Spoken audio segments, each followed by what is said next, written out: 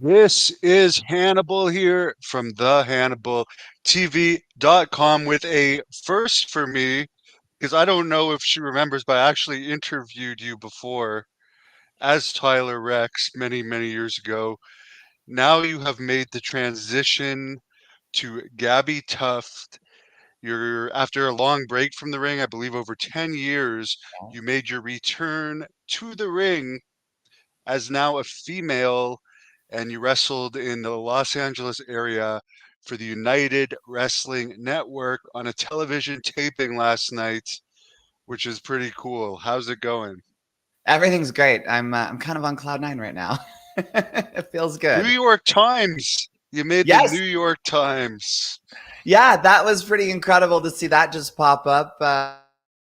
Just a whole article on my return. I guess they picked up the story the day before the match and they ran it. So it was an excellent article. I was honored to be in that.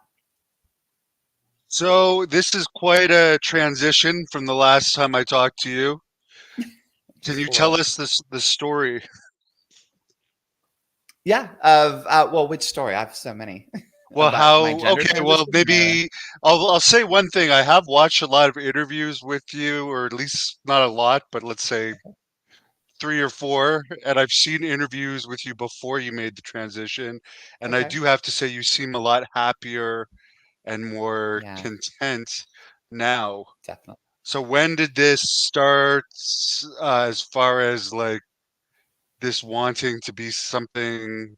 I don't even know how to conduct this interview, but No, it's fine. it's And you great to be you the can't transition. offend me. Don't worry. I'm not Yeah. I'm not a special snowflake. You can't ask any wrong questions. Like I don't get angry or upset. Like a lot of the community, like I guess my community, whatever you want to call it, people just fly off the handle for no reason. So I'd rather answer questions and not be offended by any of them. So yeah, like, when I was you know I tried to chase it back to when I was a kid. Like I used to get dressed up in my mom's clothes when I was real young, and then I just buried it. Like I watched my friends get beat up and stuff for acting feminine. So I'm like, well, I guess we don't do that.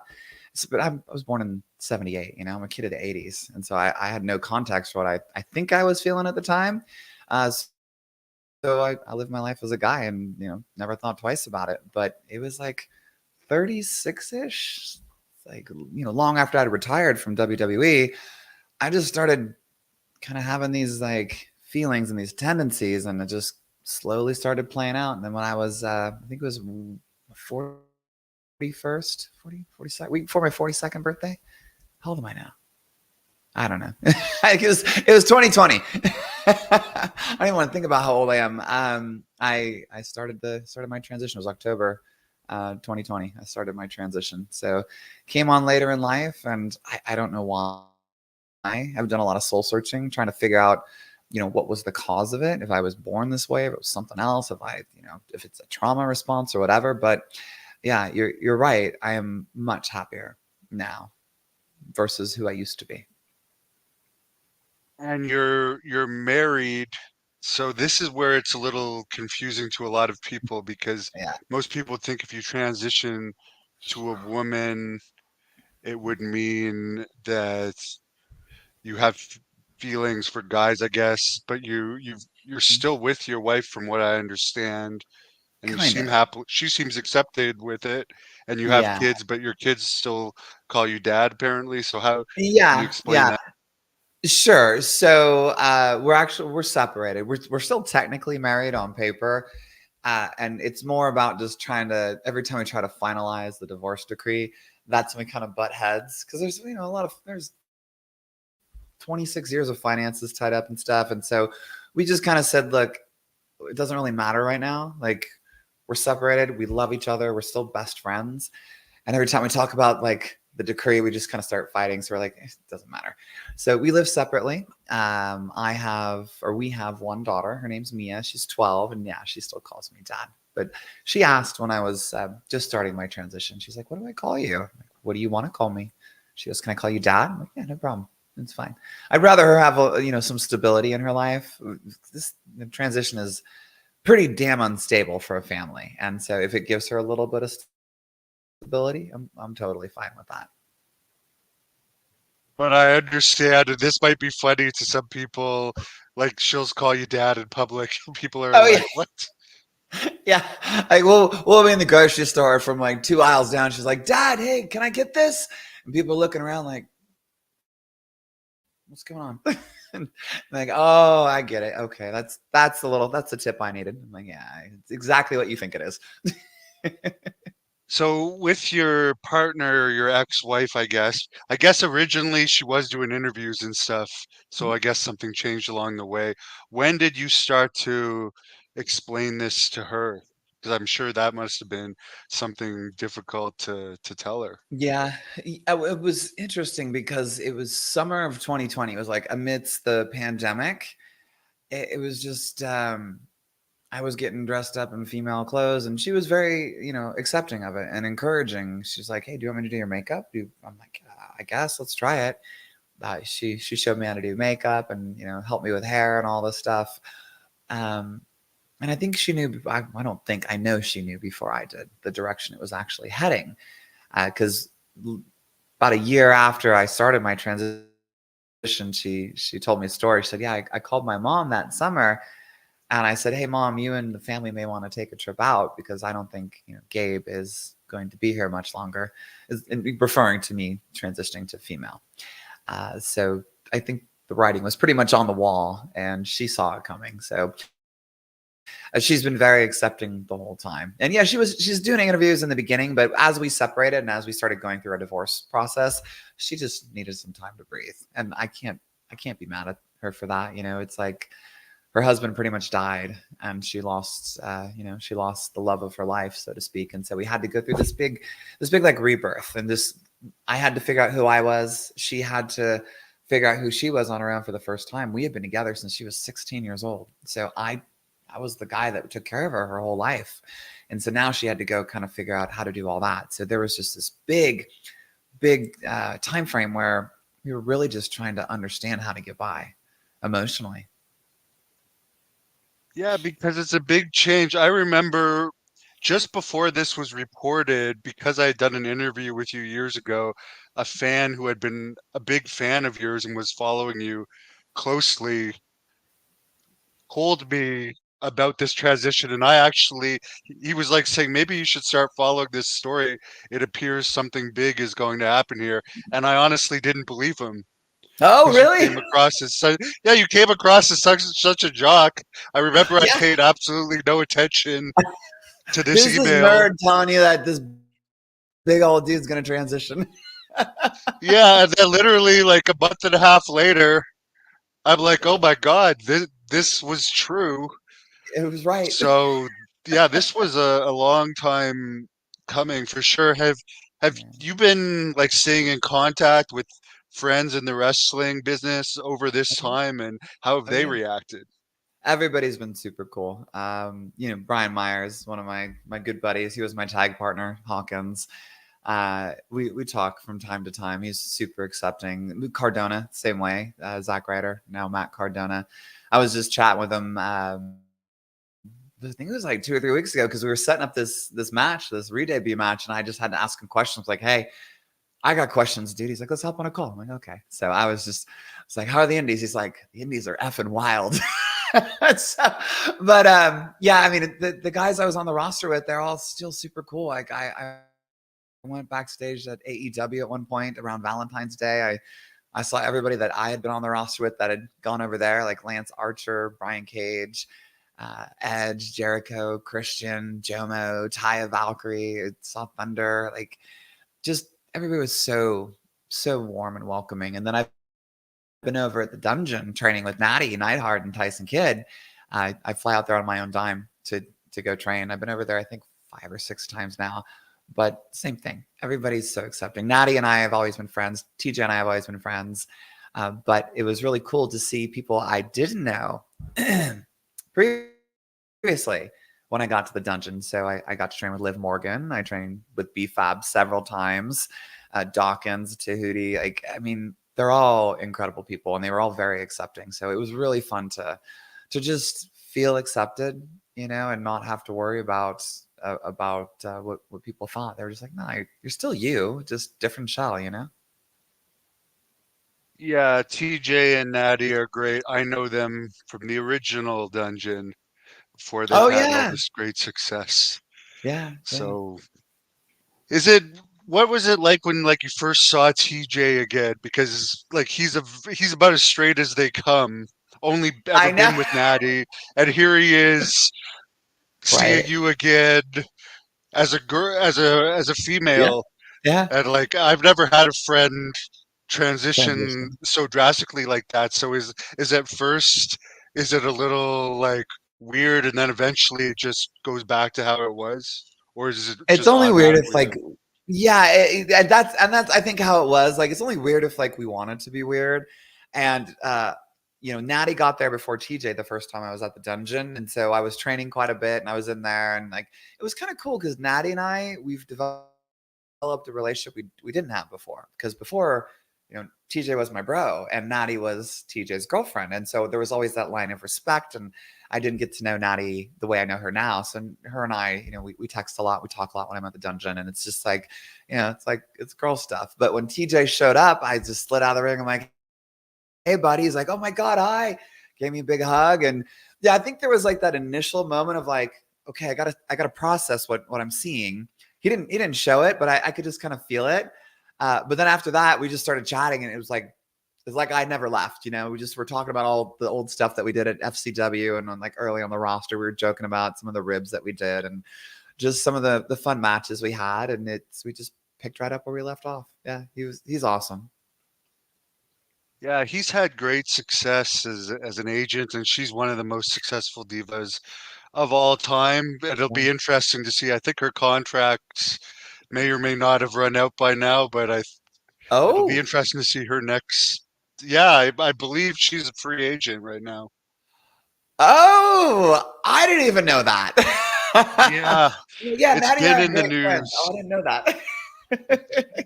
Yeah, well, I mean, it's apparently a lot of people think she'll stay in WWE, but there's always AEW is an option that was not there when you were in WWE Right. Yeah. because there was just one like company that paid good money back then. Now there's AEW. AEW has Nyla Rose, Yeah. who is quite popular and Yeah. one of their I've met Nyla. She's staples. great. And then I forget the name of the one in Giselle Giselle Shaw. Shaw. Yeah, Yeah. she's had been popular in TNA. She's actually got over quite well. WWE Right. has not had someone that's transitioned in WWE yet. Yeah. Do you have a preference of a company? I know you only just had your first match back, but everybody's talking about it. It's in the New York Times, so I, obviously they got to be aware, and you might be on their radar at the I'm very sure I'm on the least. radar after last night. Here's what I'll say to that. Both companies have incredible rosters of incredible talent. And at both companies, there are people that I was on the WWE roster with that I'm incredible friends with still, both talent and staff, administrative staff. And no matter where I end up, uh, let me just preface it with I definitely, my plan is to be on one of the bigger stages. No matter where I end up, I know that we're going to have banger matches. I know that the character I know that Mother is going to get across very well. There's a lot of emotion, there's a ton of story built in. And both places offer an incredible opportunity to tell that story and to keep the fans emotionally engaged with what we have going on. So wherever it may be, I'm not gonna spoil anything, but wherever it may be, it's gonna be good. Well, let's put up the clip you sent Oh of sure. this new character from last night. It was a packed house. The Los Angeles area. Yeah. Where exactly was it?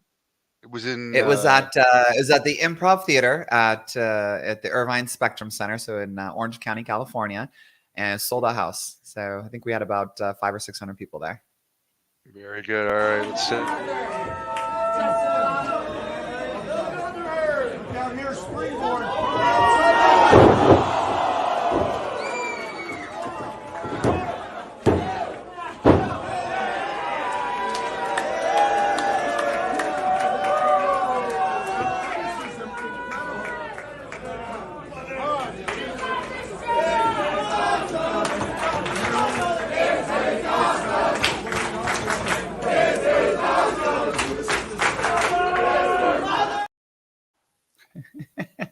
So you got the "This is awesome" chant in your first match back. You got to be Yeah. happy about that. Oh, it was an incredible moment. Like we uh we set up the main. J Rod and I were main, and I was very insistent that we have a promo segment because this new character, she's all emotion, and I knew the fans were not going to know if they were supposed to cheer for me or boo me, and I needed a promo segment to get that across. I needed them to understand who this character and this person, this persona was. So we had a 10-minute promo segment that just sucked them in, and they knew exactly who to love and who to hate. And then we went 19 minutes in the main event. So this was middle of the comeback. It was towards the end, towards the finish. We had a 6.5, 7 minute go home, I think is what it worked out to be. It was a long finish, and that was right after the springboard meteora, and the crowd just popped for that. And I haven't, you know what's cool is I planned that way. I haven't seen anybody do a springboard meteora. I'm like, I'm gonna take that. So that was my gift to the to the house that night. But to hear them pop for that, and then to hear the "This is awesome" chants after, I was like, we did what we came to do, and it feels effing good. What made you actually want to get back into wrestling? Because obviously you've been out of it 10 years. Yeah. Yeah. You may have like lost the love for it at some point. I know you had issues with John Cena backstage and stuff, but is that just kind Yeah. of what killed it for you? No, the thing that happened with John, like I look back on it, and it's like old hat. I don't hold any hard feelings against him, and I look at it, I'm like, you know what? He at the time he was the face of the company, and he's still a big face in the company. And if you know, I don't want to say too much about it, but I was like, yeah, you know what? It was all good. So I like, and I guarantee he probably doesn't remember it. I was like nobody at the time, and so it was just a small thing.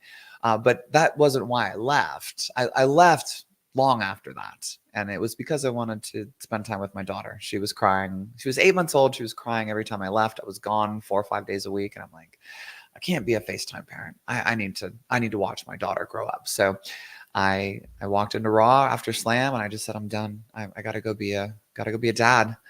And Hunter was super understanding. He's got kids of his own, and he was like, no problem, you're welcome back anytime, door's always open for you. So I left that day, and the next day my daughter took her first steps. So I knew I did the right thing. But yeah, what was the second half of that question, Hannibal? I kind of lost Well, track. I got all emotional. the schedule is a lot easier now, so that's good in both companies, particularly AEW. But like, what ignited the fire in you? Because you've Oh, transitioned for a while now. It's not like you yeah, transitioned and got back in. At some right. point, you've decided, okay, I'm gonna Yes. get back into wrestling. Yeah. I had no intent on ever going back. I was done. Like when I walked out, I'm like, I'm done. That's it. I'm closed that chapter on my book. It was a great run. I didn't do all the things I wanted to do, but I wanted to be a parent, and I wanted to be a good parent. And so I did that instead. It's the New York Times. We can blame everything on the New York Times. In August of last year, one of the reporters contacted me, Jacob, and he asked me, he said, "Hey, have you been to a show since you retired?" I'm like, nah, I haven't even watched an episode of the product. And I go to Manhattan a lot. The software company that my coaching business that I own is on we use their platform. They're based out of Midtown Manhattan. So I fly out there all the time. And he goes, I know you're here in Manhattan a lot. SmackDown is going to be at the Garden. I'd love to capture a reaction walking back into the arena. He's like, you want to go? I'm like, yeah, let's do it. That'd be fun. So he got us floor seats. And the second I walked onto the floor, like, this spark of nostalgia just took over me. Doors had just opened. The fans were just flooding in on the upper decks. And I used to sit or stand or whatever it was by the curtain as doors would open when I was on the roster, because it was just such an incredible feeling to kind of just sense the energy coming in from the crowd. I would just peek through the curtain, just watch the seats fill slowly, and then I'm like, all right, let's go make some magic happen. So it was like I was reliving that moment. And then to see guys like the Usos, come out and perform that night. And like Drew McIntyre and I used to travel together all the time. We were like buds. So, and same with like Usos. Hawkins and I had so many matches with the Usos. It was insane. And like, just to see my friends that, we were all like mid lower card when I left, to see them headlining the show was just, I was so happy for them. And I think it just ignited a flame in me that I thought had died. And then when I walked out of there, I was just like, damn it, it's in my blood. Like, let me see where this goes. So I threw some teasers out there on social media, just kind of like, let's see what the fans say. Let's see what the followers say. And they jumped on it. Like they ate it up. They were like, oh my God, I would die to see this. Like, okay, let's dip a toe in and see what happens. And here I am. And here's the picture That's at it. Madison Square Garden. That's it. Now, I really don't know what a transition is. Is it just a mental transition? Is there a physical part? Does it even matter? And I'm sincerely curious because I'm Yeah, unaware of like what is involved in this. a You lot. appear to have a chest now. Is that an operation or is that Yeah, it's a combination of hormones and an operation. I've had several surgeries for gender. They would call them gender confirming surgeries, is what they're technically called, but they're surgeries to help the transition. So, yeah, I started taking hormones in October of 2020, and so that's kind of step one. When you decide that okay, I'm going to go this route, usually you start taking hormones, and the estrogen. And they have an anti-androgen that you take as well. So it suppresses your natural testosterone, and then the estrogen starts to rise. And so you get physical changes with that. So your skin starts to soften, some of the fat deposits start to shift, like more butt and thighs areas. But emotionally, it's so much more than I ever anticipated or expected. I'm so much more in touch with like my inner self and my emotions, and where as a lot of guys, I think the standard for most men is like guys don't cry. Men don't cry. Like you don't let your feelings out. You shove them down inside and you man up. With estrogen, you just can't do that. Those feelings come to the surface, and I would find myself just crying at the drop of a hat. It was such a strange and very unique part of my life, and early in the transition. But eventually, the hormones kind of balance out, and you figure out over several years where that sweet spot is, and you learn to process these emotions differently. But I really believe it changes the way the brain processes every scenario and event that you're in. But as far as surgeries, yeah, I had lost a ton of hair from my dreadlocks from steroids. So I had a hair transplant in December of 2020. That was my first surgery. So they grafted like 3,200 grafts from the back of my head to the front of my head. So that was like step one. And then step two was breast augmentation. So I got implants, and then that didn't go well because I lost so much muscle so fast. I'm so extreme with the things that I do. I did so much cardio. I changed my nutrition. I stopped lifting weights. And I lost all this muscle. So the implants dropped too far. So I had to go back in for like a second one. So I think that was like November 21. I did the second breast augmentation. And then the next year in May, I did my facial surgery. So that's a crazy one. They like fully reconstruct your face from top to bottom. And then they shaved off my trachea so that I don't have an Adam's apple. I did a face lift and a second nose job that December. And then last year in May, I had a vocal surgery. But unfortunately, it didn't come out the way I wanted to. My voice changed a little bit. But prior to that surgery, I started experiencing what's called vocal cord dysfunction. So the specialists I've seen, they don't know why it happens. It's something kind of unique. Kind of takes a perfect storm of events, but basically my vocal cords don't work the way they're supposed to, and it was pre-surgery.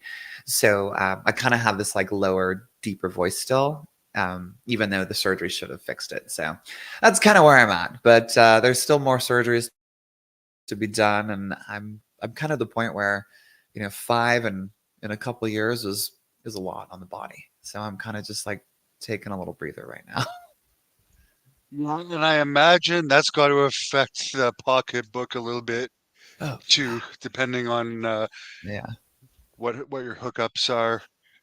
Now, I'm the I'm in one it thing. over six figures. Oh, really? Well, I'm not Yeah. surprised at that. Yeah, it's not it's all cosmetic surgery for the most part, and you know, insurance. Some insurances cover it, but it's like you get what you pay for. You know, like cosmetic surgery is not like it's an art, and if you got an artist that is just stepping into the game to do billing, like you're gonna get what you pay for. So yeah, I'm in it well over six figures. Now, one thing where I think you will get more quote unquote hate from people is they've seen you before as a man. Where, for instance, Nyla Rose and Giselle Shaw, they were never known in wrestling as Right. anything but. So I can already tell like you're gonna have to battle through more than that. Yeah. I guess you're prepared for that Oh backlash, and I mean it's not going to be everybody, but obviously, no. particularly at the start, it might be Right. difficult. Yeah, so like you know, Nyla and Giselle both are much tinier than I am even now. At my smallest, when I had before I had gotten back into wrestling, I was like just barely above 190 pounds. I was pretty tiny compared to the giant 280-pound muscly monster I used to be.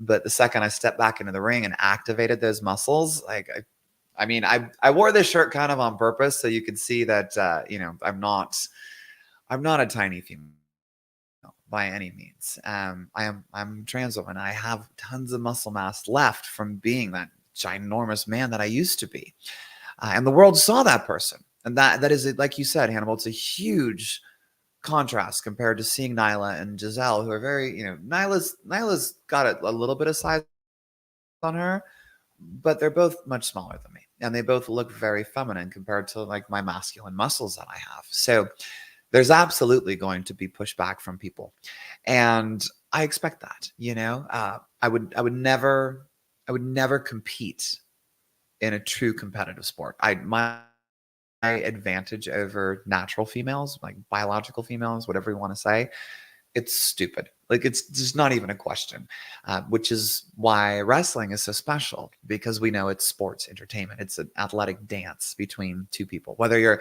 two guys, two girls, a guy and a girl. Like there have been intergender matches for decades. You know, China, even before China, like it was going on. It happens all the time on the indies. And like we saw Rhea Ripley, you know, a couple years ago take on Gallows and slam him on the outside of the mat. It's like these things have been going on for a long time. But because I'm personally under a microscope with the public, they're going to view it differently. And I'm okay with that. I can't make everyone happy. But what I can tell you is that they're going to be watching because they want to see what happens. So we're bringing an audience in, and it's an amazing opportunity to show the people that either don't understand or vehemently against me competing. I say competing, but having matches, having sports entertainment matches with the female roster to show them what an incredible show we can put on, how safe it can actually be. The last thing I want is for him to get hurt in one of my matches. And if you were to go ask Jessica Roden about our match, I'm sure she'd speak very highly of it. We, you know, big hugs afterwards, like just I love you, girl. I love you too. Thank you so much. That's how it's supposed to be. Like it was really cool to hear her when we came back from this almost 20-minute match. She goes, God, can other people just be as professional as you? I'm like, what do you mean? She's like, everything was solid. Like we laid our stuff in, but I'm not hurt. I'm like, I'm perfect. Like I get hurt more in these other matches. Like she's like, I can go home and feel great. She's like, you like it was so professional. Thank you. I'm like, okay, cool. So that's the kind of awareness I'm hoping to bring. And I know no matter where I end up, no matter what roster it's on, if I am in the ring with females, one, they're going to be very safe with me. And two, we are going to bring a show like nobody has ever seen before. And it's going to entertain millions of people. And one thing that I get the feeling from you, like we saw with the Giselle Shaw thing, like with Steiner, where she kind of like took it and had the referee do something, then they ended up getting banned. You seem like the type. And being a Rick Bassman person too, I can imagine you would just actually get into it with with the somebody. guys. Yeah, would Oh, I be right if like somebody oh, like totally. said something? Oh, totally. I mean, the thing about me is that I do train with both men and women.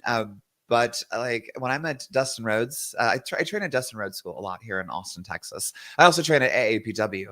Most of the time in training, I'm working with guys. I'm working with guys smaller than me, bigger than me, and it's like, you know, I'm the one showing a lot of those guys like, hey, you need to lay your stuff in here, and this is how you look aggressive. So, um, it's yeah, I wouldn't have any problem like jumping in the ring with a guy either. I think right now, I think the draw would be to be again in the ring with females, but if I happen to be in the ring with Rhea and Dominic step in there, I wouldn't be afraid to step up and play with 30 Dom. Yeah, it sounds like there's already been a few comments that people want to already see you against Nyla because Oh yeah, she kind of is bigger than all the AEW um, talent sure. in her division. So to have you come in there, that would be the natural feud in a place like AEW. Oh yeah, I could see that happening as well. Like, and Nyla and I talk quite a bit. She's an amazing human.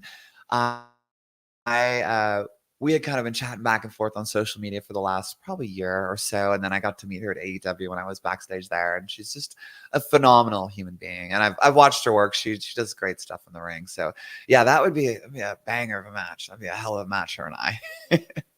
And I think that would be one of the first. I mean, that would pretty much be the first. I think male to female transgender versus male to female transgender on a roster that size ever. If I don't quote me, but I don't think anybody's done that yet. I don't think Giselle and Nyla have wrestled before. To my knowledge, no, definitely not on that roster. Yeah, 100% not on that roster. it'll be a It first. seems like they only have had Nyla as the only transgender in AEW, from Right. my knowledge of it. Yeah. She'll probably be there for the entire run of the company since she was there from the beginning, I imagine. Yeah. She was there from the get go. So and she's just she's tearing it down every time she goes in there. She's amazing. She's tough too. God, that girl can take some bumps. And I notice after a while, people stopped caring. I mean, there's obviously still some issues here and there, but when it was first announced that she was going to be on the roster before the company started, Yeah. that was one of the big things about it. Got AEW a lot of publicity actually that Yeah. she was going to appear, and then after a few months, it's just like no one Yeah. even thinks about it anymore. Well, and kind of in that same light, you remember we're entertainment, and so eyes equal ratings, and viewers get sucked in. It's like, oh, I wouldn't watch. I get all these comments, and again, it's not the majority, but I see everything. I see every comment, every positive one, every negative one. I'm in charge of all my social media. I do everything. I'm the one answering every comment, and I see the negative ones. And don't get me wrong, I think the average person can go to bed crying after seeing all those. But to me, I just look at it as an opportunity to educate or to take that and fuel the fire for what I'm doing. But even if they are not on board with what I'm doing, and you take these people that throw all these negative comments and the shade around, they're going to be watching. It's like they want to know what happens. They're like, I wouldn't watch it. If you get signed to either blah blah blah company, I'd quit watching. And I go, no, you wouldn't. You would tune in the first chance you get to see what happens so you can go talk a bunch of crap about it on the internet, which is perfect. Like, you go talk about it. That's fine. That equals ratings. Is what that equals. So bring it. And they're following you. I get so many comments every day myself. Oh, you're boring. You suck. Blah blah blah blah. It's like, why are you watching my videos? So Yeah. at least they're following, and their comments actually boost the videos. That's I'll post stories on TikTok from time to time, and if you're not super TikTok savvy, half the time you don't even realize it's a story. So you have to be following that person to get their stories versus just seeing what's in their feed. And I'll see some haters in there, and they'll just throw some shade, and I'll just always comment. I'm like, but you're following me. It's just like, yeah, sorry, buddy. You can just turn around and walk out anytime. But they don't. I know that Giselle, maybe because she's in TNA, it's not as much of a major company, is a little bit more like sexual and stuff with some things that she puts out and so forth. Sure. Where Nyla, I don't, to my knowledge, I don't think she Nah, is. nah. Um, She's do you think it's advantages to she's be more of a more in the fighter. middle and something like, yeah? Where do you think you're going to be in that range? um, well, Mother is a very unique character. She's a very unique persona in that she believes everything she does is right and for the greater good. And there is a sensual side to her, and I purposely work that in. Um, it's not a flaunty sexual side. It's not a flaunty like sensual side. It's built into kind of her evilness and her sultriness. And I did that on purpose because I knew it was going to fry some fuses in people's brains. I knew they were just going to blow a fuse and go, I I shouldn't be wanting to watch this, but I want a little bit more of that. And I know it was going to drive them nuts. And I've actually had that conversation with several people, and they go, it's perfect. Like most men that watch are, straight men. When those kind of moments come up, they're gonna have this like internal, battle inside their mind, going like, "What's happening? I shouldn't feel this way." I'm like, "Oh, I hate you," and then they're gonna boo a little more. I'm like, "It's perfect." Then the other half of the people are just gonna they're gonna roll with it, and they're gonna love it. So there are some small sensual sides to Mother, and when we do post the footage of the match and the promo, they are very clear. You will see them there. It's in the promo segment. You will absolutely see it when I talk and the way I am, and you'll see it again at the end of the match after the finish. You'll see a little bit there, and be careful, you might fry a fuse. Now, I've seen some images of this promo you did, and there's the two masked characters behind you. Who are Yeah. they? So those are they're they are they're Will Mo Kelly from AAPW, and the other is Parviz. He's half of a tag team with this guy Bill, and he's been on AEW a couple times. They've done a couple of one-offs. They're phenomenal. He's been in the business for a long time, and so they're my heaters. They're my hounds. My children, so to speak. So they're the first of my children, and they protect Mother. They're fierce. They are willingly on those chains. So the way I like to think about it is, if you got two hellhounds coming out in front, they're the warriors that come out to protect me. And the second I unleash them, the second I take those chains off of them, they're going to destroy whatever's in our path. And we purposely put masks on them so that you don't know who they are, and it creates kind of this very similar look, so that we don't draw too much attention away from Mother, but we see these two giant looming characters, this presence of this giant people, and they're both wearing the same masks and the same outfits, and it's like, okay, there's an army and a family being built here. We see what's going on. As far as who you look up to as maybe a female wrestler from Yeah. the past, do you have anyone in particular? How far back are we talking? Well, let's see. You're what, in your early 40s now, so maybe the 80s and 90s. Let's think. You're on my good side. I'm 45. I mean, I think when you look at my stature and my persona and the way I work in the ring, I mean, I think the person that's going to come to most people's mind is going to be China. She broke boundaries. She worked both guys and females in the ring. She held both titles at one point. And she didn't care about what people thought. She was a very large female with lots of muscle, and she embraced it. And so I'm kind of picking that torch up. And I didn't want this muscle to come back when I started. It did. I haven't touched a weight in 4 years. It just literally muscle memory. If you look at my Sportsnet interview that was on my X profile, I just unpinned it. But if you look up Sportsnet and you look up my name, I did an interview in December and I was at like 192 pounds. Like couldn't really tell I had any muscle on me anymore. I had some. I looked like a fit female, but it came back. Like muscle memory is very real. And so I've had to embrace it. And it's become part of who mother is. And I just keep referencing China quite a bit and going, thanks, girl. You know, you paved that way. And I think I'm going to just pick up the torch and embrace the mindset that you had. And you've already mentioned Rhea Ripley, who I would say is probably the top most popular female in wrestling right now. Is Sure. that someone you'd want to feud with in WWE, obviously? Absolutely. Rhea, I met Rhea at WrestleMania, and she was so sweet and so kind. She's just an amazing soul. In the ring, she's a killer. She's a beast. And if we could think for a moment, just picture in your mind, the clip that you showed tonight, and we had mommy versus mother. God, what a statement that would be. You thought we tore the house down in a small little place in Irvine. Yeah. When do we get in front of a couple million people on TV and, however many tens of thousands will be in attendance for that one?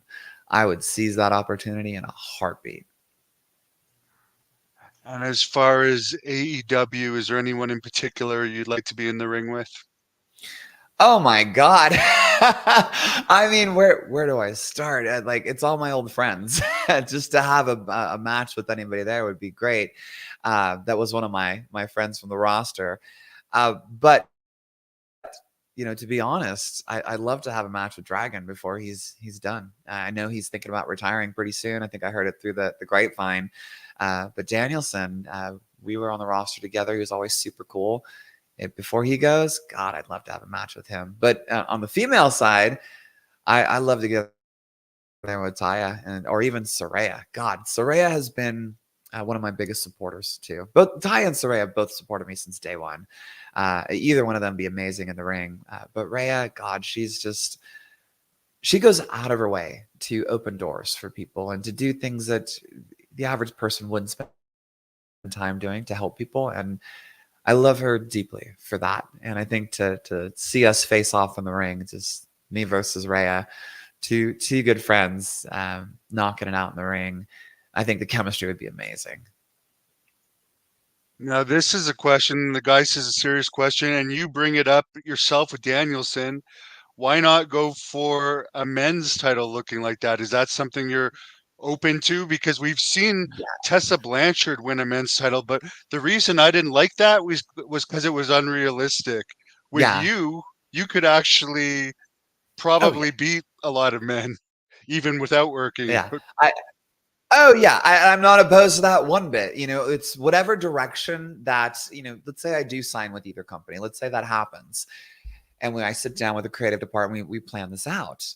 Whatever direction that seems the best for engaging the fans and the best for, how can I say this? I guess fan reception of me being who I am and what I am. I have no problem taking a men's title, and I have no problem getting in there and going toe to toe with any of those guys. Like I said, I train with very big guys, very strong guys all the time. I'm not afraid to lay my shit in. I'm not afraid to hit and punch and kick like a guy. I mean, as much as my body mechanics are much more female now, when I step into that ring, I still like the killer instinct comes out, and the body mechanics when I'm throwing a punch or a kick, still a little bit of Rex in there. And so, yeah, you tell me who you want me to face off with. Whoever's listening and watching, go ahead and throw some names out there, and I'll tell you what kind of match that would be. Because no matter what they say, it's going to be a good match. It would be interesting to see. To be honestly, I'd be curious to see that something like that myself. Yeah, As far wouldn't that as be?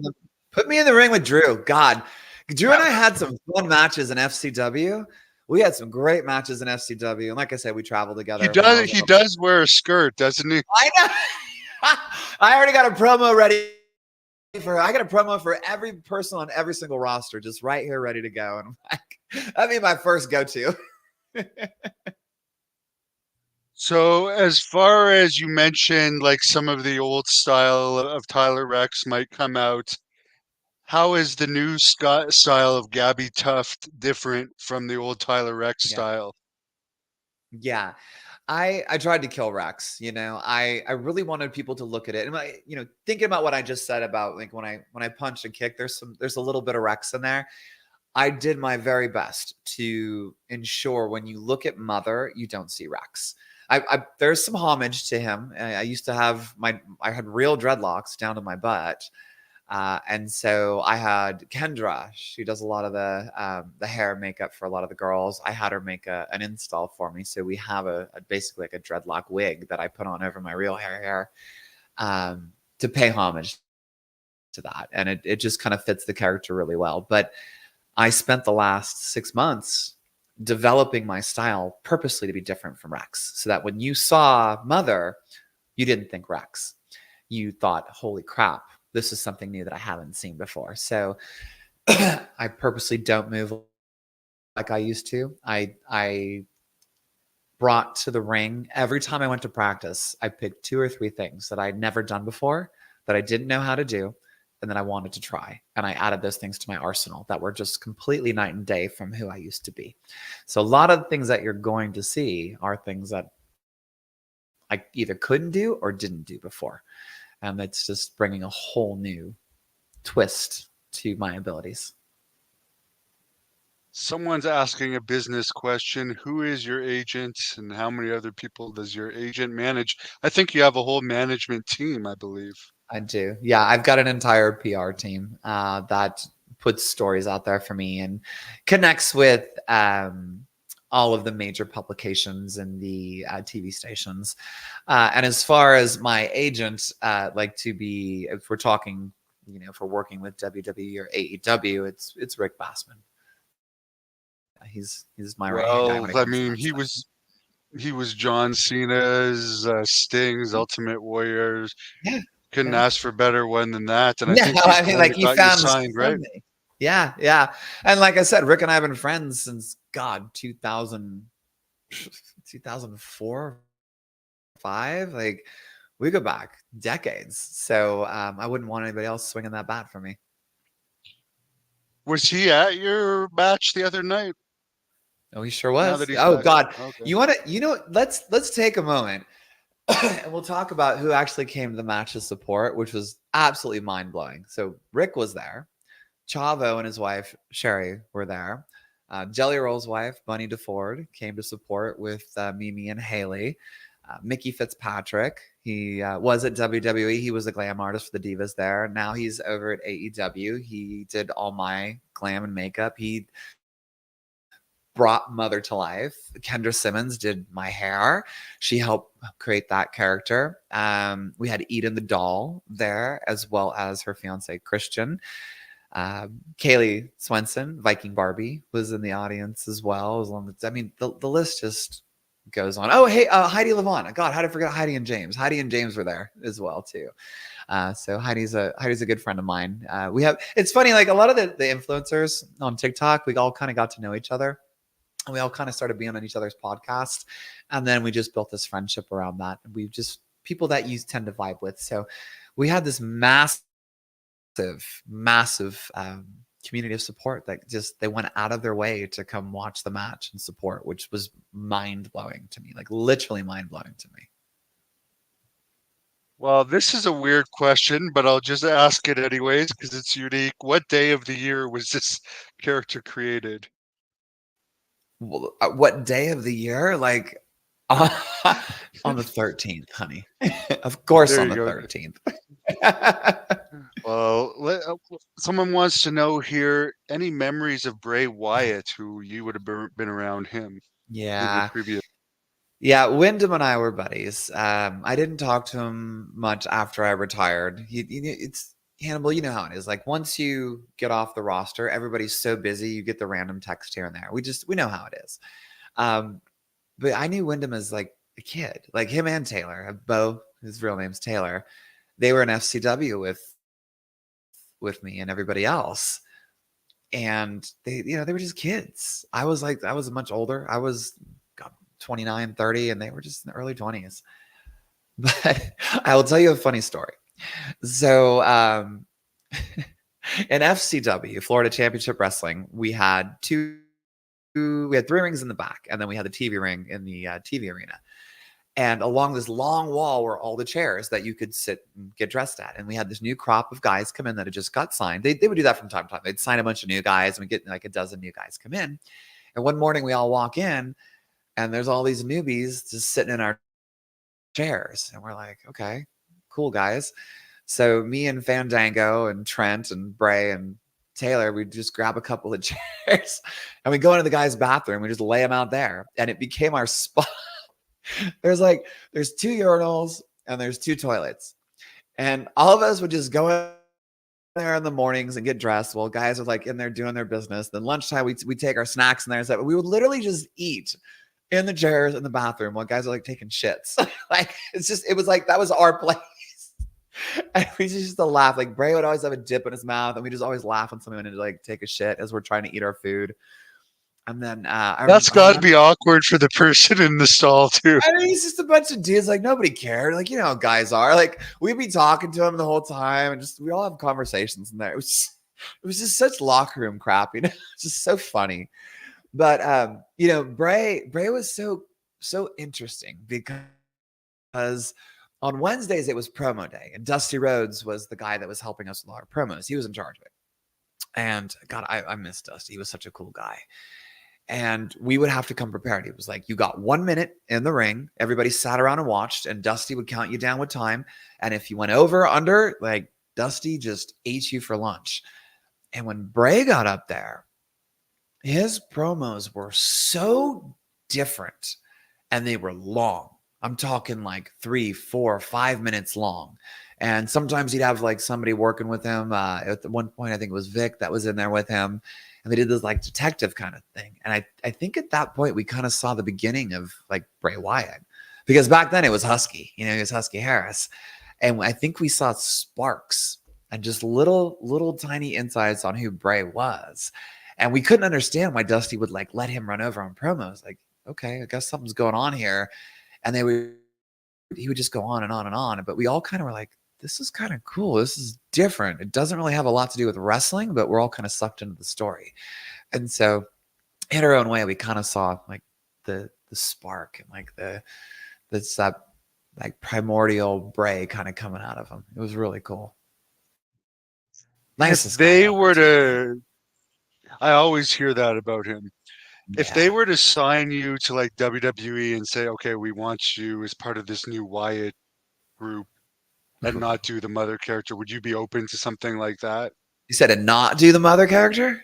Yeah. Or are you like determined to do the mother character? Because WWE sometimes likes to do their own thing and have their own ideas. So like, what if they were to say, okay, you're going to be in Uncle Howdy's new group or something? Would you say yes, or is like this character? Oh, well, if they wanted me in the Wyatt Six and they said, look, we got to abandon mother and do this, I'd be like, okay, let's go. If there was an opportunity to be in the Wyatt Six, I'd be like, yeah, tell me where I'm at, and let me figure out who that character is, and I will bring it. But as it is, if mother, like to abandon mother, it would be to abandon a legacy. There is so much in her, and there is so much potential for that character. It would be a shame to just drop it. I would love to have the opportunity to say, hey, like the idea, can we work her in? And then go from there. That's what I would like to see. And if not, okay, let's go. That'd be an honor either way. Now, I know you probably want to work for them, so you're going to be diplomatic about this, but like, what do you think about now, since AEW's competition, the minimum main roster pay is now 350,000 in WWE? Is that a big difference from what it was, and you don't have to say it, when you made the main roster? Was it near 350, or is this just money that's See, I didn't even know about unbelievable? that. That's the minimum right now in WWE? Yes. Oh, that's pretty good. NXT is different, but I for the main assumed it was roster. slightly different, yeah. But no, we did not get paid that much when I was on the roster for a lower mid card. There, that was not the minimum. No. Yeah, because I know like a couple years ago it was 250, and then it just recently came out a few weeks ago. Triple H Somebody saying leaked it. 350. Yeah, and I'm positive that's because of the competition. But it's a Yeah, good time that to come makes a lot back. of sense. That makes a lot of sense. Yeah, with all the AEW competition coming. Yeah, I mean, I would say for what the demand is for travel, I know it's still pretty similar. You mentioned earlier it's not what it used to be, but I think the travel is still pretty intense. You know, I know they still do house shows in WWE, Yeah, and I know if you're doing I think there's loops, only about two a week though, and sometimes only one a week. So there's not like really. 3-day house shows a week now. It's Oh better my for house god. shows. Oh And wow. now Well, they've that recently said no more smaller towns unless they prepay, unless like they pay a site oh. fee to come there. So and here's me in my mind. I'm like, I'm getting ramped up for 4 or 5 days a week in my head. I'm like, here we go. No, it's not Let's like do it. that. New I'm owners, a as this machine. person says. Has there been any has been any conversation between me and any owners? I would prefer to keep everything about my conversations with anybody under wraps for now. I don't want to spoil anything that's coming up. There's something to be said for an element of surprise, and whether or not there have or have not been. If I say either way, it kind of spoils things. So we're going to keep that under wraps for now. But yeah, the thing about the new owners is they're not as much into the house shows, so it's Got a it. little Oh, we're bit talking better. about TKO and Endeavor. Is that what we're talking about? Yeah, yeah. Yeah. Well, either way, I mean, if you think about, if we are cutting down on house shows and it's not, 4 or 5 days a week, that reduces the travel schedule immensely. And if that is really the minimum pay that is, I would say par for the course. Even on that many travel days of being 2 a week plus TVs, that's a lot on the body. That's a lot of demand. You are out there, every single night. You're traveling and you're entertaining a crowd, and you're going to the extreme every night. That's pretty good. I think that's fantastic. I love the fact that they've raised that. So that's really good to hear. Someone wants to know your best and worst moments in professional wrestling. Worst moment. God, let me think here. Because I've had some bad moments. I, I think some of my worst moments were down in FCW, but like on the, I I remember one time, like in FCW, we would go do these local shows. And the idea was to get us experience in front of a crowd, which is absolutely necessary, especially someone like me that had never worked the indies. We would travel. It was based in Tampa, so we do shows near Tampa. It was usually within like 3 to 5 hour driving, and we would do several a week. And I remember we drove, it must have been 3 or 4 hours to the show. And it was like, it felt like it was in a barn. It wasn't, but it felt like it. It was just like a dirt road leading up, dirt parking lot. We had 4 people in the audience for the whole show. And we ran like it was, but I will tell you, it was at that moment, whether there are 4 people in the audience or 4,000, you work the same. And that's what we treat it like. Like there's 4 people. Okay, we're going to do this. So I think that was one of the lower moments in my career, was performing in front of 4 people. But the higher moments were definitely on the roster. It was Raw 1000 was so cool. It was a small moment, but I remember watching Undertaker as a kid. And this goes to show you like how long Taker had been in the business. When he would do his entrance and roll his eyes back in his head, I would go cower behind my dad, and I was like, I don't know if I can watch this. This is really scary. I was under 10 years old at the time. So Raw 1000 comes around, and this is when Taker and Kane are reuniting as the Brothers of Destruction. And Kane and Tate come to us. They come to me, Hawkins, Drew, Jinder, and Unico. And they go, hey, we want to do this thing tonight. And we don't trust a lot of people, but we trust you guys. Can you help us? And I'm like, what? I'm like, okay, this is cool.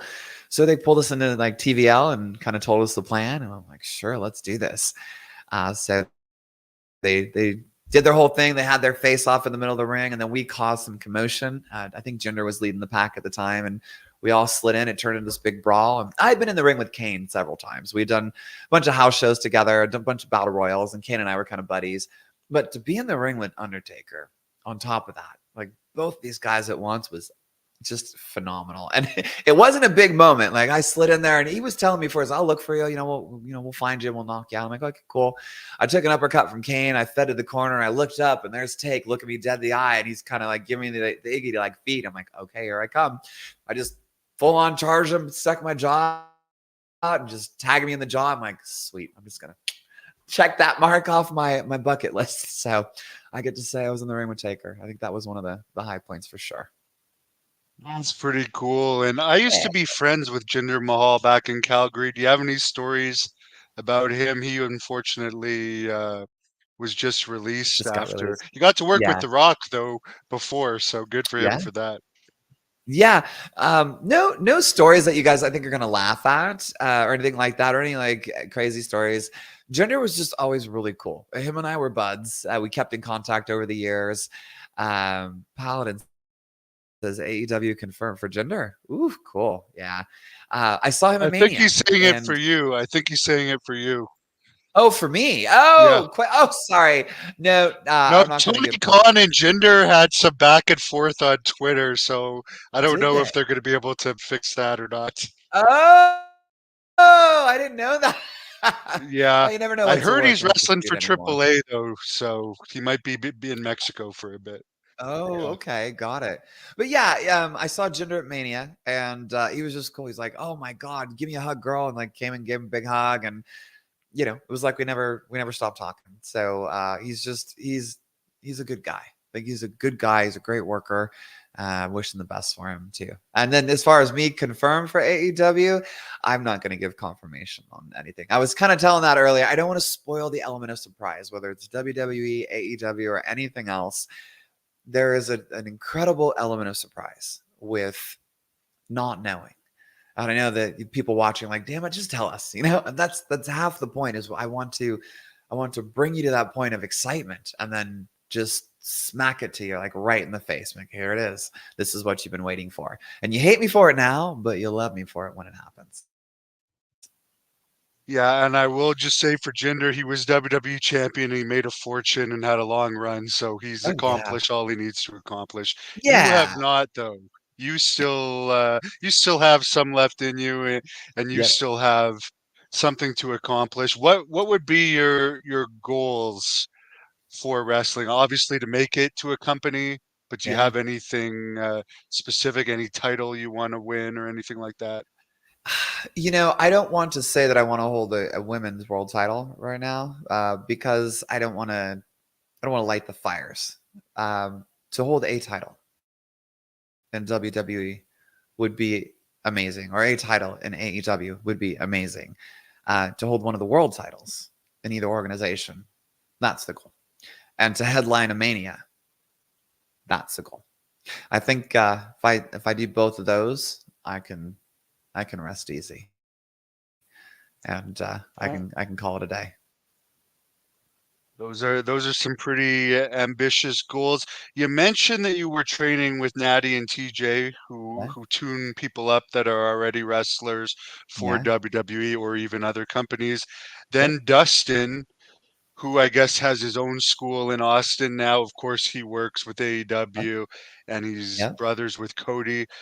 What yep. happened with the Nightmare Factory and Dustin, and who runs the Nightmare Factory now? Is it just Cody? Why did he leave the Nightmare Factory? I don't actually know any of the history on that. All I know is that Cody has the Nightmare Factory and Dustin has Rhodes Wrestling Academy. I think it's because they live in separate areas. So I think Nightmare Factory is up in Dallas area, if I'm not mistaken. I could be totally I wrong. think Somebody it's correct me if I'm wrong. McDonough, Georgia, outside of Oh, okay. Atlanta. There Yeah. you go. So, and Dustin lives here in the Austin area, so it would make sense for him to have his own school here. I don't think he left that purposely. I think it's just because his life is out here, is really what it boils down to. So, And he's got that nice AEW money now too. He probably doesn't need to train somewhere else. It's probably better to train where he's more comfortable. well, what I can tell you is that his facility is amazing. I mean, he's got two full-size rings in there. He's got a great crew. He's got phenomenal coaches. And then, don't want to, I'm there all the time. Can you tell us any stories about Dustin? I know he's turned his life around greatly from a dark period, and he's Yeah. doing better than ever. Yeah, Goldie was so cool to me when I was on the roster. He just was always he's funny. Like he's very funny. Um he kind of comes across like he hates everybody, but it's just kind of like he's just a big sarcastic guy. Like he's a big teddy bear. Um one of the reasons that I was able to use my modified burning hammer in the first place is because of Dustin. I'd been using it in dark matches and stuff, and Trent Beretta and I created it in FCW. So I was looking for a finish. And Trent goes, "Hey, why don't you use the burning hammer?" I'm like, "We're talking about Kenta's?" He's like, "Yeah." I'm like, "Dude, there's no way. Like, it's too dangerous. They'll never let me use it." And then Trent goes, "Why don't you just like turn it into a sit out DDT?" And I'm like, "Okay, let's try it." So we got a crash pad. We did like 10 or 12 times. So we got it. I'm like, "This is cool. Nobody's ever done this." So I started using it. And when they decided to bring me on for the pay-per-view, when we were talking earlier, like when I squashed Caval to go to bragging rights, that day of the rehearsal, everybody's around the ring, and here I am doing rehearsals with everybody for the first time. It was just nuts. Arn's on headset, and he goes, "Hey, Tyler, Vince wants to know if you got a finisher." I go, "Yeah, it's modified burning hammer." And he goes, "What the fuck's that? Oh, I don't know if I can cuss. Sorry. So he's like, "What the F is that?" And Goldie goes, "Hey, I'll take it. Tell me how to take it." I'm like, "Okay, it's this thing." He goes, "You gonna kill me?" I'm like, "Not at all, dude. It's super easy." He goes, "Okay, I trust you." And I did it in front of everybody. Like we had half the roster out there for rehearsals for that day for whatever reason. So I hit it. Everybody goes, "Oh my God, are you okay, Dustin?" He's like, "I'm fine. It was easy." And then Arn's on headset. He's like, "All right, Vince loves it. Do it." I'm like, "Cool. Thanks, Goldie." So he's one of the reasons that I got to use that really cool finisher. But he's also the reason that I was able to get back in and train. So when I decided to get back into the ring, I hadn't talked to Dustin in years. And I go through my phone and I'm like, "Okay, I'm going to take a chance." I was like, "Hey, old friend, how are you?" He's like, "Hey, what's up? Nice to hear from you." I'm like, we bantered a little bit. I said, "Hey, look, I'm kind of thinking about getting back into the biz. Would you mind if I just came checked out your school?" He's like, "Yeah, come on down. We got our TV taping, or he does a showcase with his camps, and they were taping their YouTube show." He's like, "Come on down." I'm like, "Okay, cool." So I got to see everybody. I got to see Terrell, his wife, and it was cool. He just gave me a big old hug, and he was like, "Hey, girl, good to see you." And they took a break for whatever reason. I think they were doing like a break in between matches. And we had about 10 minutes. And I go, "Hey, can I put a toe in the ring?" He's like, "Come on, kid, let's go." And we walk up the steps, and he sat on the ropes. And I'm like, "What are you doing?" And I go, oh yeah, that's right. The guys sit on the ropes so the girls can get in. I'm like, I was so not used to that. I'm like, "Thanks, man." And so we slid in and we chatted. And I think we talked for all 10 minutes in the ring. And he's like, "You want to get back into this?" I'm like, I do. He's like, "Come on, let's go talk." I'm like, perfect. So he's really the person that opened the door for me to have a place to train. So I owe him a lot. A lot. The Ragu Overlord wants to know, is there any sort of spirituality as a philosophy? I'm guessing you can take that as you want. As for me as a human, or as for mother? For me as a human, As a human, I you think. know, as a human, yeah. So I'm not religious. I am a little spiritual though. I've really started to understand that I believe there is more to what we see than what we see. I'm sorry. Believe that there is more than what we see in front of our eyes. I'm more of a scientist by trade. I did civil engineering in college, got all my degrees and my stuff back here on the wall. But to know that they're at the basic level of like the building blocks of all things organic and inorganic, everything's energy and everything vibrates at certain vibrations and frequencies. We can only see certain frequencies of light. We can't see what cats see. We don't see ultraviolet. And there's all these cool things like superpositioning where two particles can exist at the same time in two different positions in space and time. So it's just like there must be more out there, and I fully subscribe to that. And I also I'm a huge believer in, what you put out there for energy is what you get back. So if you put out a lot of negative energy, you're going to get sucked into that. It's going to come back to you. If you put out a lot of positive energy, you're going to get positive energy back. And so that's kind of where my philosophy lies. I always try to look at the positive aspect, and I truly believe that if you want something bad enough, if the reasons are good enough, if the reasons are strong enough, if the emotion behind what you're doing is powerful enough, it'll happen. And not because, of anything voodoo-y, but because the universe will hear that, and you'll attract those things that you need to attract to make it happen. I am where I am today because of that belief. Yes, and my research is showing similar stuff into that domain. Somebody wants to know about. I recently interviewed Katie Lee Burchill, who you may or may not Oh yeah, know. Katarina Waters. I just saw her Yeah, down. I was at Rikishi's school like 2 weeks ago. I just saw her there. very nice girl, and she talked about on air she's pansexual. Yep. Yeah. She's which I didn't even know what that meant. But since then, I've watched the Miley Cyrus documentary, and I'm Don't worry. I don't not even think I know. unaware of that. Yeah, I think I have but the anyways, this general. person wants to know if you would ever allow her to manage you. But you mentioned earlier you have a whole gimmick. I do have a whole gimmick. I don't think Katie. I don't think Katie can actually do anything right now. I think she's got some injuries, if I'm not mistaken. But God, I mean, she brings across some darkness when she's out there. So Mother is pretty dark. I wouldn't say no. Yeah, Katie, she can't wrestle ever, or she doesn't want to wrestle again. But we actually, in our company up here in Canada, she is going to wrestle August the 31st. No way. So, or it's not wrestle, manage. Sorry, manage, You get a manage? manage. Oh Yeah, my God, manage. that's so Yeah, cool.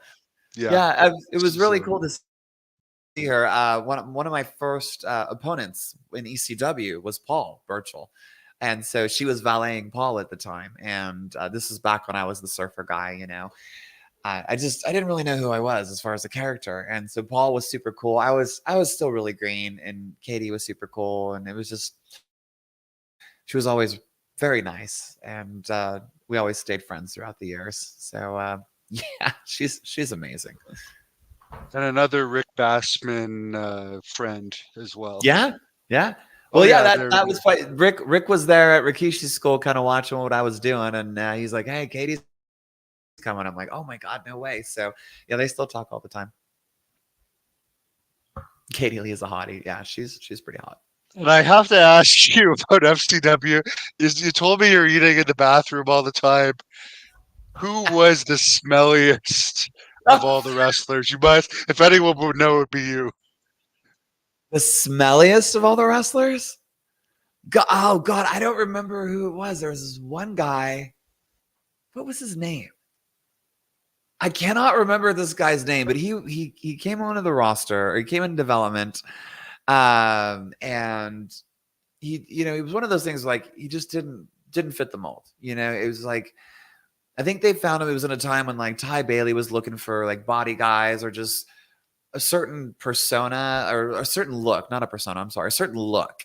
And he had kind of a look, but he was like more of a model, and not a very athletic kind of person. And I just remember one day we were doing a man in the middle drill. And I for the life of me, cannot remember who this guy's name was. I guess I hit my head too many times. But we're doing man in the middle. So you get a guy in each post on the inside, and somebody's in the middle, and we just run a drill. And it's like, these drills can go half an hour. You can be in the middle, like doing all sorts of crazy spots and stuff for half an hour. And it was his turn in the middle. It was me, Fandango, Cafu, and I don't remember who else was in there. And then this guy.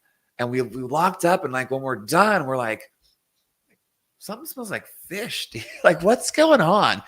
And I'm like, is that me? And then I look over after, like, Curtis, like Kurt Hussey is Fandango. I look at Curtis, and I just kind of glanced over. He's like, he's doing like this thing because he had just locked up with him too and done a spot. And you just kind of see, after every guy got done, is that they're just like, what the hell is that smell? And finally, like, Kafu comes over to me, and he's like, hey, man, do you smell that? I'm like, yeah. He goes, dude, I can't do this anymore. I'm gonna throw up. So Kafu goes over to him. He stops the drill after like 5 minutes. He's like, hey man, you need to go home right now. And the guy's like, what are you talking about? He's like, you smell terrible. And he's like, really? All four of us are like, yeah, dude, we're not trying to be mean, but you smell like tuna. Like you need to go home. Kafu's like, you need to leave right now. You need to go home. You need to take soap and you need to wash everything twice. Like, and then double check before you come back. Like to this day, we have no idea what it was or what the smell was, but it was just like, it was like he'd gone to a fish market and just rolled around in the fish and then come to practice. Yeah, there's nothing worse than that. I won't get into some of the stories that I've experienced of that, but it's horrible. Yeah, it's so bad. So, I will tell you. So, estrogen does something to like your senses, especially your sense of smell. And like I'm well aware of like guys like men have a scent. I didn't know that before. Like and now here I am like rolling around with dudes in the ring. Like we get all sweaty and whatever. It's like that the worst thing you go like, hey dude, go put some deodorant on. You fucking stink. But like as a transitioning woman now, like I would hug my guy friends and I'm like, you have a scent and why do I like that, you know? So the sense of smell changes and it for me it got really sensitive to just things I wouldn't smell before, like certain foods would make me kind of sick, and like if something was kind of going rancid, I smelled it a lot sooner than I would have as a guy. I can tell you now, I did not realize how many dudes, like when you start rolling around with guys in practice, I'm just like, you smell like butt. Like, no more sunset flips, dude. We are done. I'm like, this is not okay. This question is asked all the time on this channel, so it's nothing offensive. Someone wants to know if Okay. you've ever seen Ric Flair do his helicopter trick. I've never seen it personally, no, but I've heard about it. Oh yeah, what have you heard? I mean, talking about just we're Yeah, talking about the. Oh yeah, yeah. it's just like, come on. I mean, I gotta there ask. was one point I remember we were doing we're at FCW and we had this show where there was two guys locker rooms. For some reason, it was just like separated, and they just had the doors open to both of them. And I remember I'm in the shower and I turn around and the doors open, and like I swear the fans could have walked by at any moment. I see Heath Slater across the way, like he's 100 feet away from me, and he's taking a shower. I turn around, I'm like, "Oh, what's up, dude?" And he just turns around and does the helicopter. Like I was all, bro, we can't be doing this. There could be people walking by any minute. That's hilarious. I forgot about him, but he's still doing stuff here and there too, I He think. is, yeah, yeah, he absolutely is. Was Kyle Rasmussen or Rasmussen in FCW when you were there? Was yeah, him and I think Aaron. I can't remember Did you Aaron's hear last name. about It's what happened to Aaron Reed. him? He's sent in Kyle's in jail now for strangling a cab driver. Then his girlfriend runs out of the cab, and I don't mean to laugh at this, but the That's girlfriend right. gets killed. Wait, Did you hear what? about this? No. Oh, Oh my like God, you okay. never Wait, now heard I about gotta stop laughing. No, well, so this is the funny story. It's, okay, God rest her soul. This is not funny. It's morbid, but we were trying to find the big guys, my hounds, for my gimmick, and I had a couple guys in mind here that were like 6'7", 6'9", but they couldn't make it, and so we're scrambling to find guys. And Rick goes, "God, Kyle would have been a good one, but I think he's in jail." And I looked, I'm like, "Are you serious?" I'm like, "Oh my God, he strangled somebody." I'm like, "Holy crap!" So I just learned about that like last week, but I didn't know his girlfriend died. Yeah, his girlfriend was in the back seat of the car. I was just looking at the story when he snapped and started strangling this Uber driver, cab driver. Then she runs out in fear, I got and I don't. This is just crazy that a car hits her and kills his girlfriend. no way. That's Yeah, Final Destination stuff. yeah. Oh So my he's in jail now for 153 days, I manslaughter. guess. Yeah, Half a year, right? Yeah, that's what I saw. I couldn't believe that. That's crazy. I'll put up the picture for the fans. Let them That see. I I knew was I trying not when to I had laugh. my physical for WWE in Pittsburgh. This guy was in the car with me because you know how they make you do physicals. Yeah, So I yeah, yeah. could not believe that he did this. But Yeah, yeah, like, Kyle was the nicest guy too. He was always super cool. Like I can't picture him doing that. That's crazy. That guy must have pissed him off something fierce. and he was into personal training like you too. Are you still doing personal training? I am. That's actually my main business right now. So I do online personal fitness and nutrition. I'm a licensed sports nutritionist with the National Association of Sports Nutrition. I have 5 extra certifications with that same governing board of CPT, and we train 99% biological females. So it's been incredible. It's enterprise level. I've helped over 2,000 clients to success in 14 years. So I've got a team of coaches I train. I teach them all my science, all my nutrition, all of my neuroscience and psychology that I've learned over the years. And so I double certify them within my company. So at a minimum, they're triple certified. But yeah, it's what I'm doing now. Well, I say what I'm doing now, but wrestling has taken the front line. But yeah, by the way, if anybody's interested, shameless plug for CoachGabbi.com. And as far as wrestling, obviously you're part of United Wrestling Network now that has syndicated television show all Yep, over at least the United States, but possibly other countries. I'm not aware of exactly their 125 reach. channels. Yeah. They're out there, so that's good publicity for you. Are you going to be a regular now? And are you taking bookings anywhere else before? I haven't officially made the announcement that I'm taking bookings, but bookings are open. So yeah, let's go. And where can people contact you and follow you? You've mentioned TikTok numerous times in this. Yeah, all my socials are Gabbi Tuft, GABBITUFT. So Instagram, TikTok are my 2 big ones. I'm active on X now. I wasn't active for a long time on X, but I know it's big for wrestling. So recently I've kind of revived that. So it's all the same handle across the board. If you are looking for bookings, you can always email support@GabbiAlonTuft.com, and that will go to my assistant and she will get those to me and we can go from there. And United Wrestling Network, you're going to be part of this for a while now going forward, part of the We haven't had any storylines, I guess. official talks about going forward with United Wrestling Network, but given the show last night, I'm pretty sure they'd be happy to have us back, and I wouldn't be opposed to work with them again. It was like I said, we tore the house down literally. So we tore the roof off that place. So anytime they want me back, I'd be happy to come back.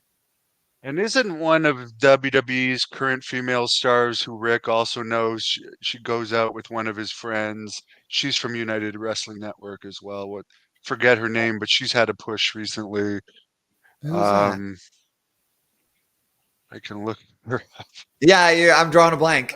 I think her real name's Teresa. I'm not sure. Yeah, I only remember her real name. What the hell is her name? Uh,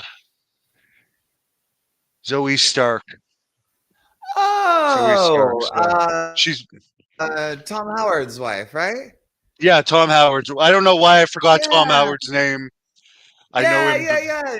That's crazy. Like we used to hang with Tom Howard back when we lived in Southern California. It's so funny. Like when I first met Rick, I didn't come from the wrestling world. I watched when I was a kid, and I had this huge hiatus until I like from 14 to 28 years old where I just didn't watch. And so we used to hang with Rick because we were buddies, and then suddenly there's all these big dudes around us, like Tom Howard, like Sylvester Turkey, Nathan Jones, like all these. Yeah, there's Tom. Look at oh my god, he hasn't changed at all. That's crazy. Like we got some stories we could tell. God, but I can't tell, but we could tell some Yeah, stories. I've heard some about him. He's an He's he's interesting guy. he's cool. We had a good time. Tom was a very cool guy. Yeah, and Zoe is apparently I haven't met her, but Mickey Fitzpatrick, my glam artist, and one of my very very close friends, talks so highly of Zoe as well. There you go. She got in a similar way. So I hope you get in, and I hope you get a good contract in either of the companies. Yeah. I think judging by the comments, more people want to see you in AEW Oh, really? Is overall. that because I can't see them all? So Yeah, that's you interesting don't to you know. don't want to see them all, but the good thing is, from the start to the finish, the percentage of positive comments increased.